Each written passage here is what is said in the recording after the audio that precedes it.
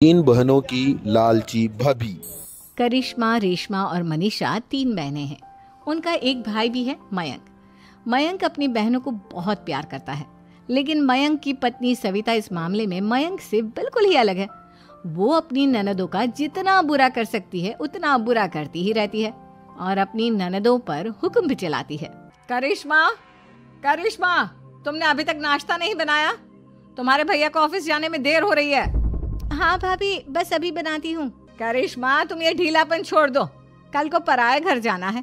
वहाँ अगर तुम इस तरह से काम करोगी तो लोग क्या कहेंगे कि माँ ने और भाभी ने कुछ सिखाया नहीं। और तुम्हारी दोनों बहनें कहाँ हैं? अब रेशमा मार्केट गई है और मनीषा सो रही है। क्या? सुबह के 8 बज रहे हैं और ये महारानी अभी भी सो रही है? ये कहते हुए सविता अपनी सास दुर्गा देवी के पास जाती है। माँ जी, देख रही हो अपनी बेटियों के तौर तरीके? क्या हुआ बहू, सुबह सुबह क्या कर दिया मेरी बेटियों ने? अरे एक तो अभी अभी उठकर किचन में गई है, दूसरी सुबह सुबह बाहर चली गई और तीसरी अभी तक सो रही है।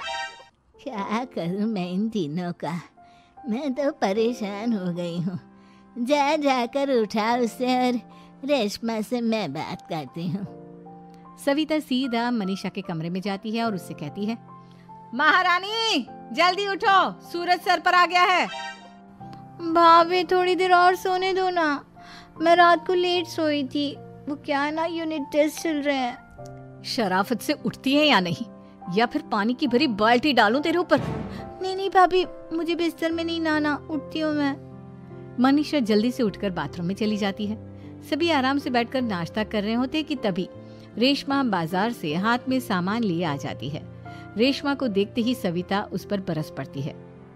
लो, आ गई महारानी। ऐसा भी क्या सामान लाना था जो सुबह आंख मलते ही बाजार की तरफ रवाना हो गई?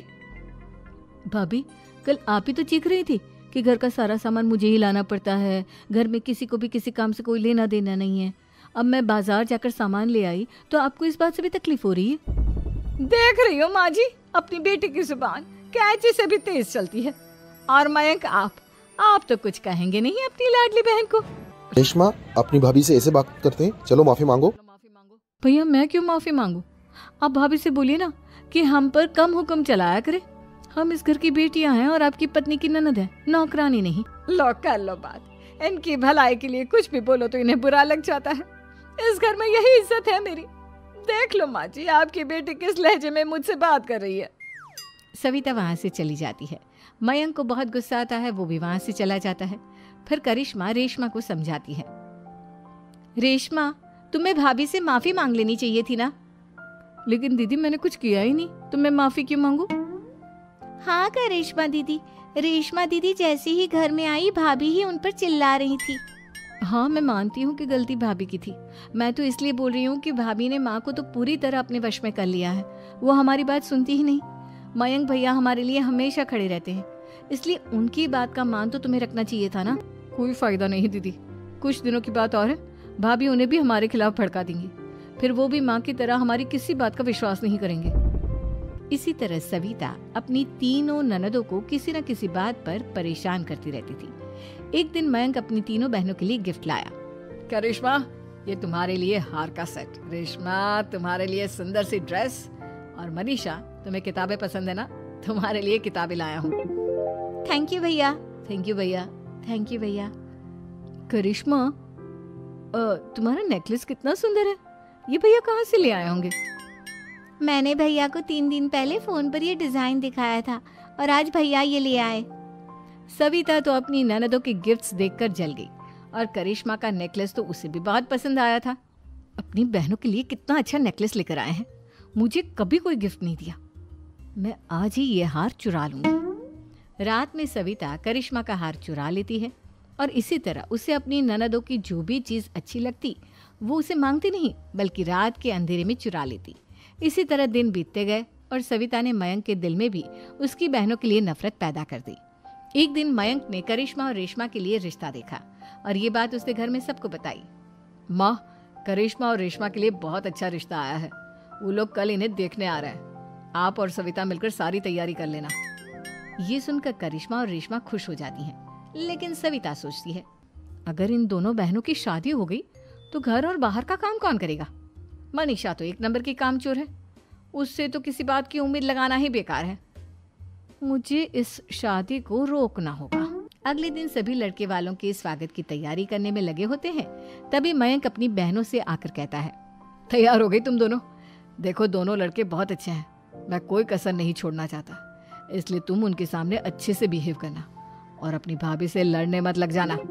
करिश्मा, तुम वो नेकलेस पहन लो ना जो मैं तुम्हारे लिए लाया था। भैया मैं बहुत देर से वो नेकलेस ढूंढ रही हूँ, लेकिन मुझे मिल ही नहीं रहा। क्या तुमने नेकलेस खो दिया? तुम्हें पता भी है वो कितना महंगा था? तुम कोई काम ढंग से नहीं कर सकती। मयंक गुस्से में वहां से चला जाता है। थोड़ी देर बाद लड़के वाले भी आ जाते हैं। वो दोनों बहनों को पसंद कर लेते हैं और रिश्ता पक्का हो जाता है। लेकिन सविता के दिमाग में तो कुछ और ही खिचड़ी पक रही थी। वो पंडित जी के पास करिश्मा की कुंडली लेकर जाती है और उन्हें पैसे देकर करिश्मा की कुंडली बदलवा देती है। जब लड़के वालों के पास करिश्मा की कुंडली जाती है तो वो दुर्गा को फोन करते हैं। बहन जी, हमने करिश्मा की कुंडली अपने पंडित जी को दिखाई थी। आपकी बेटी की कुंडली नहीं बल्कि दोषों का पिटारा है।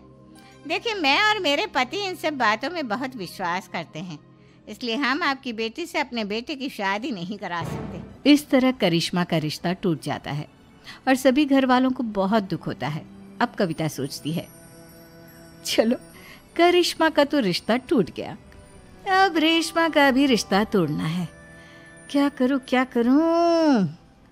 अब सविता आवाज बदलकर किसी अननोन नंबर से रेशमा के होने वाले ससुराल में फोन करती है।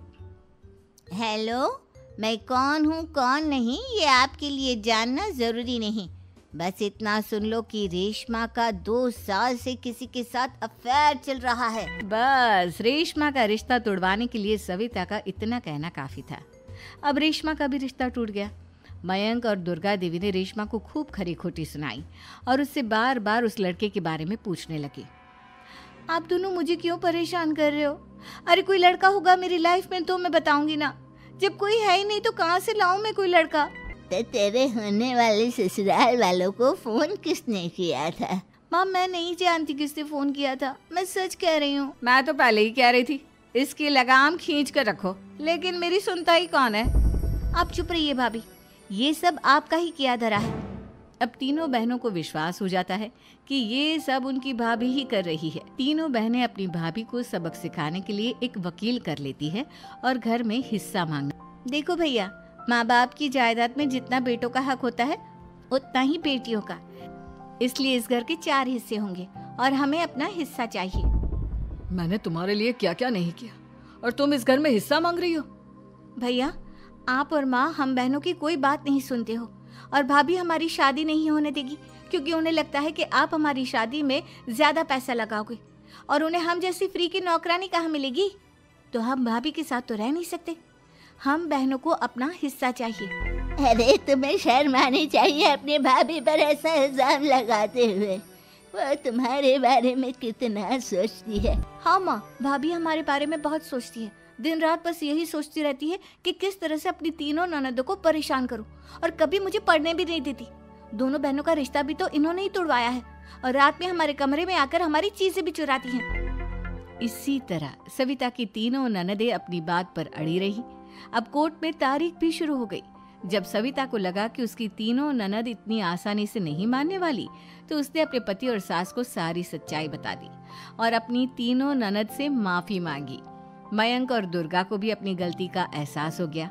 अब सविता खुद करिश्मा और रेशमा के लिए अच्छा रिश्ता ढूंढती है और उनकी शादी करवाती है।